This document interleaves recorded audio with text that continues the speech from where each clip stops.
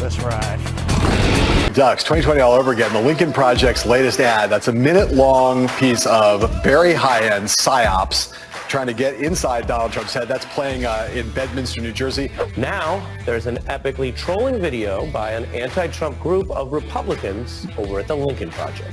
And a new political ad from the Lincoln Project is focusing on those reports that there was someone inside Trump's inner circle who tipped federal officials off. I'm not sure where else it's playing, but it's certainly playing in Bedminster because the Lincoln Project is great at knowing where to target its ads. And the ad that they're targeting right there is Donald Trump's psyche. I don't want to call it your latest masterpiece, but it certainly is. It certainly is a piece of high-grade, high-octane psyops. The Lincoln. Boy, everyone is stupid except me. If the special counsel who's starting this week asks for your testimony, would you give testimony? Oh, I don't even know about the special counsel. That was President Biden dismissing a question about whether he'll cooperate with the special counsel. He says he doesn't know anything about the special counsel. They're investigating his possession of classified documents.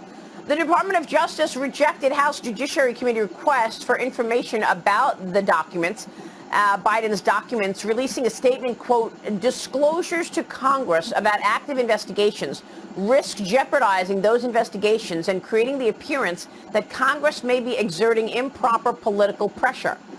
AKA, we will stonewall you. Joining us right now is Texas Congressman and member of the House Judiciary Committee, Lance Gooden. Congressman, what are your thoughts on what you're hearing from Justice here? Obviously, you and your colleagues are getting stonewalled, and they're not going to get you any answers to your requests. This is the same Justice Department that had no problem publishing photos of the inside of Mar-a-Lago. Remember, President Biden said this would be the most transparent government ever. And what we're seeing is a Justice Department that is continuing to do his bidding. They're taking up for this president and defending him. And the Well, you got me. By all accounts, it doesn't make sense. Priscilla Presley is now disputing the validity of her daughter's will. She was removed as a co-trustee back in 2016 and replaced by Lisa Marie's children. But Priscilla's lawyers now say there are several issues with the document. They say Priscilla's name was misspelled. Lisa Marie's signature doesn't look right. As you know, Lisa Marie is Elvis Presley's only child. She was laid to rest at his Graceland estate earlier this month. Joining us now to talk about this is CNN's chief business correspondent and early start anchor, Christine Romans. Okay, so a living trust is basically this form of a way to control your assets while you're still alive. Right. What is it? I mean, what is the dispute here over? So the issue here is that Priscilla Presley didn't know in 2016 that the trustees had been changed upon the death of Lisa Marie. It wasn't notarized. That's one of the things she's concerned about. She wasn't alerted, and that is required. Ironclad part of this trust is that she must be notified of any changes to this document, and she wasn't. So that's why her lawyers have petitioned the court to see about if this 2016 amendment to her will is actually legal and valid. Wow. I mean, how long could this take, do you think? So I was looking at the Michael Jackson estate. That took 12 years to settle. Michael Jackson was heavily in debt when he died. And Now I agree with Rush. I'm too stupid to make up my own mind. It was profitable again. It was like 4 times as profitable as it had been. So you've got an estate here that includes a 15% stake in Elvis Presley Enterprises, Graceland, the mansion, which Priscilla at one time has said, Lisa Marie said is absolutely 100% mine. It will always be mine. Graceland, it will always be. And when it is no longer mine, it will be my children's. And that is that.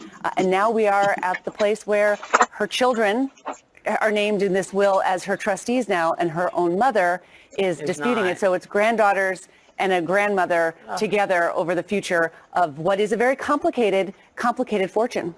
It's interesting that you mentioned Michael Jackson because, you know, they have that connection. But often, I mean, when you look at most of the folks who die, a lot of them die in debt, and then because they're not spending it, quite often within months or years, they end up, you know, the estates just go up in value. Elvis Presley made much more money in death, frankly, than he did in life. You know, that has been a brand that has been just, you know, just sterling. Michael Jackson, Whitney Houston, on and on and on.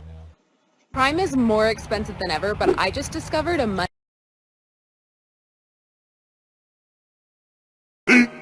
15 minutes later.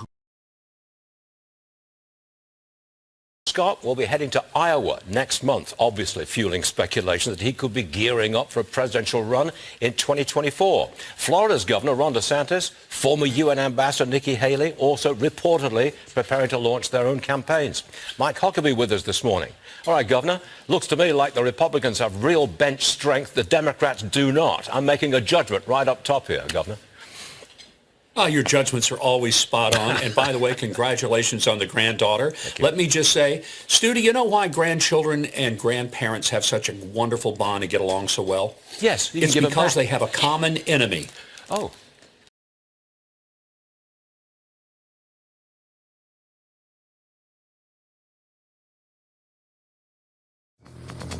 This is how legends are born.